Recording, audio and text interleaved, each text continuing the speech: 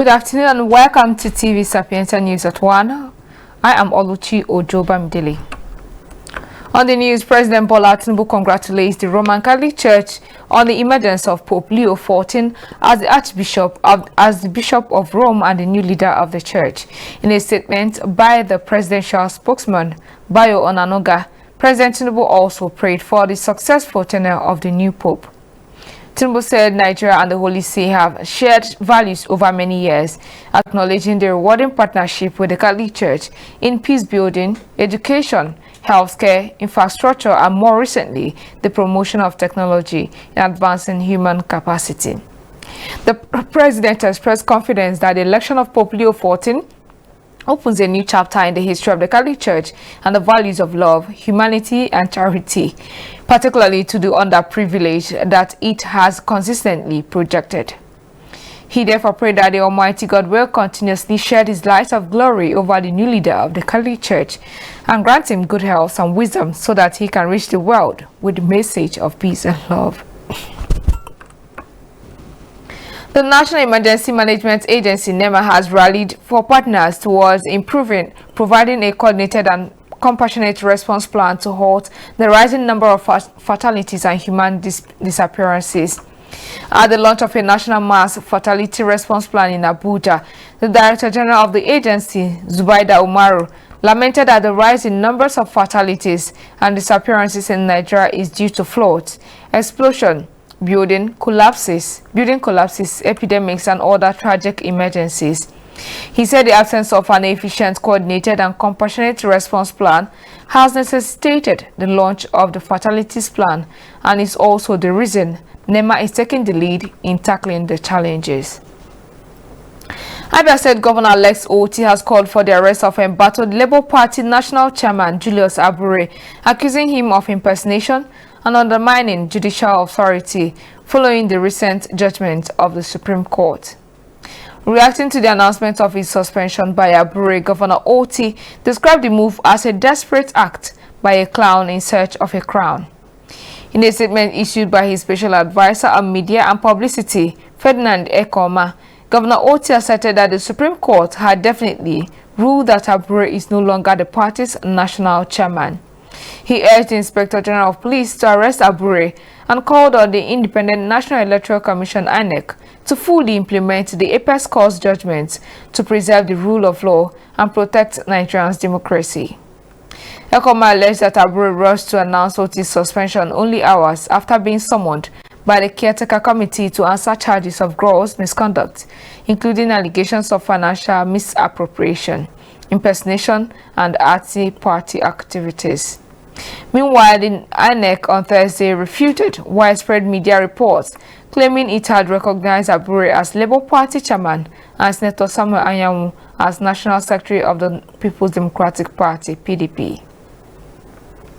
The House of Representatives has called on the federal government to establish additional permanent orientation camps and rehabilitate the existing ones to ensure seamless participation of prospective corps members in the National Youth Service Corps scheme. The resolution followed the adoption of a motion presented by Garba Mohammed during Thursday's plenary session. In his motion, Mohammed noted that the management of the NYSC had previously decried the deteriorating state of orientation camps across the country. He emphasized that investing in state-of-the-art facilities would empower corps members with life and survival skills, contributing to national development. The motion received overwhelming support when put to a voice vote by the Speaker of the House, Tajuddin Abbas. Following its adoption, the House urged the federal government to collaborate with state governments to construct new camps and upgrade existing ones to accommodate a minimum of 5,000 corps members in each state.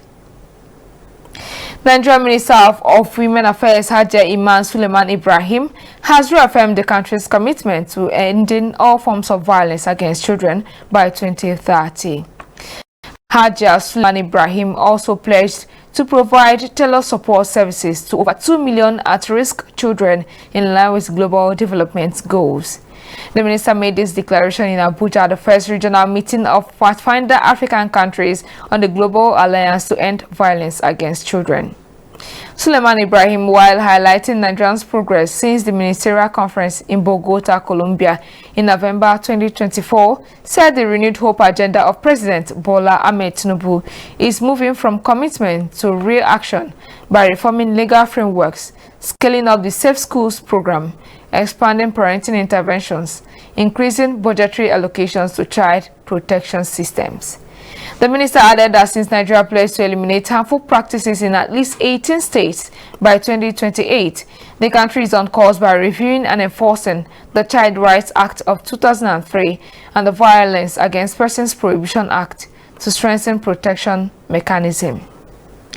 On her part, speaking, UN Special Representative on Violence Against Children, Dr. Najat Mala Njid, urged Nigerian African leaders to move beyond commitments and complement concrete actions to protect children from violence and exploitation. The Senate President, Godswill Akpabio, has dismissed calls for his resignation over sexual harassment allegations made by suspended Senator Natasha, insisting he remains committed to his legislative duties. Speaking during yesterday's plenary session, which brought in the passage of 4 critical tax reform bills, Akpabio said he will not be distracted by what he described as baseless accusations. While commending the Senate for its focus and productivity, he stressed that the upper chamber will not be derailed from its constitutional responsibilities. The Kano state government has banned live political programs and prohibited journalists from asking provocative questions during media interviews. In a statement signed by the Director of Special Duties in the Ministry, Sani Abayola, and issued after a meeting with media executives, the Commissioner for Information and Internal Affairs, Comrade Ibrahim Waya, declared a ban on live political programs across all media platforms in the state. The statement also introduced new guidelines for journalists and media guests. According to the statement, anyone appearing on air for interviews must sign an undertaking to avoid making abusive, defamatory, or culturally offensive remarks. Defending the ban, Comrade Waya insisted that the aim is not to suppress the media or political dissent, but to preserve the sanctity of Kano's cultural and religious values.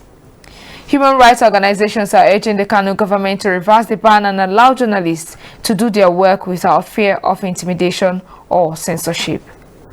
Meanwhile, the recent detention of Kano Times editor Buhari Abba and journalist Ismail Awal, allegedly on the orders of Comrade Waya after they published a critical article, has further fueled concerns about shrinking press freedom in Kano State. Glad to still have you here with us on TV Sapientia News Hour. Still on the news, President Bola Ahmed Tinubu has pledged to address key developmental challenges confronting Anambra State and the Southeast region. This include erosion, underutilization of gas reserves, and Anambra's exclusion from the National Rail Master Plan. Speaking at a reception held at Alex Ekweme Square during his state visit to Anambra State, the president assured the people of Anambra of the federal government's commitment to upgrading road infrastructure and fostering stronger national unity through inclusive development. Responding to Governor Chukwuma Soludo's request, the president acknowledged the persistence of abandoned federal and road projects in the region, emphasizing the strategic importance of completing roads linking Anambra to Kogi State to facilitate easier access to the South-South and Abuja. Tinubu addressed the state's exclusion from the National Rail Master Plan, assuring residents that the Federal Ministry of Transportation would rectify the omission. Commending the state government's efforts in improving security, President Tinubu reaffirmed the federal government's commitment to collaborating with Anambra and the Southeast to ensure peace, stability, and shared prosperity. Now on the foreign scene, Morocco plans to invest 7 billion dirhams in a nationwide stockpiling initiative aimed at strengthening the country's disaster response capacity, state media reports. The initiative follows directive from King Mohammed VI, issued in the aftermath of the devastating earthquake that struck the high Atlas Mountains in September 2023, claiming over 2,900 lives and destroying homes and critical infrastructure. These supplies will include tents, beds, blankets, fused hospitals, mobile kitchens and bakeries, water purification units, and emergency power generators, alongside equipment designed to address flood, landslide and chemical hazards.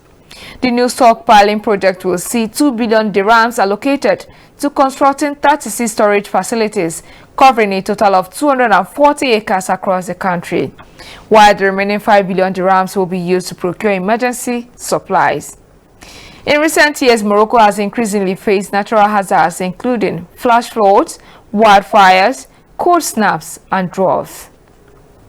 And still on the foreign scene, Cardinal Robert Francis Prevost has been elected as the 267th Pope of the Roman Catholic Church, becoming the first American to hold this position.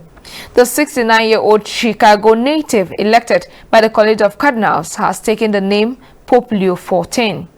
His election marks a historic moment for the Catholic Church and signals a new chapter for its 1.4 billion members worldwide. The announcement came yesterday after white smoke billowed from the Sistine Chapel chimney at 6 p.m. local time, indicating that the College of Cardinals had reached a two-thirds majority decision during the fourth ballot of the conclave. Cardinal Protodeacon Dominic Bambeiti proclaimed the traditional Habemus Papam from the balcony of St. Peter's Basilica, introducing Pope Leo XIV to the gathered faithful. Born on September 14, 1955 to a French father and an Italian mother, Robert Prevost entered the Order of St. Augustine in 1977. He earned a Master of Divinity from Catholic Theological Union in Chicago and later served extensively in Peru, where he became a naturalized citizen in 2015. His roles included serving as the Archbishop of Chiclayo and participating in the Peruvian Bishops' Conference. Now over to the world of sports. Ikorodu City has secured a 3-2 home victory over visitors Bayelsa United FC in a thrilling encounter at Mobolaji Johnson Arena, Lagos State. The Oga boys started brightly, scoring in the second minute through Okechukwu Wanna, who headed in a cross from Captain Waliu Ojetoye. Bayelsa United, however, equalized in the 11th minute after a goalkeeping error by Oluwadamilare Aino, who mishandled a pass from teammate Austin Ozondo. Ikorodu City regained the lead in the 19th minute as Oyedokun's powerful strike from outside the box beat goalkeeper Clinton Ezekiel. Coach Awero credited his pep talk as a turning point, saying his players followed instructions and responded positively after conceding. Ikorodu City FC are now fourth on the NPFL table with 56 points from 36 matches, 16 wins, 8 draws, and 12 losses. Still on sports, Naomi Osaka and Jabeur advanced to the Italian Open third round in Rome on Thursday after the 9th seed Paula Badosa and twice Wimbledon champion Petra Kvitova withdrew due to injury. Japan's Osaka beat Swiss lucky loser Kitorika, and 27-year-old Badosa cast more doubts over her fitness ahead of the French Open as the Spanish former world #2 pulled out of another tournament due to a recurring back injury. Kvitova was forced to withdraw due to a leg problem, so 3-time Grand Slam finalist Jabeur advanced via walkover and will next face 6th lead Italian Jasmine Paolini or qualifier Lulu soon. Kvitova, 35, secured her first victory since returning from maternity leave by defeating Irina Camelia Begu in the first round. And that was the TV Sapientia News at 1. On behalf of the technical and editorial crew, I am Oluchi Ojo Bamidele. Thank you for choosing TV Sapientia and have a beautiful afternoon.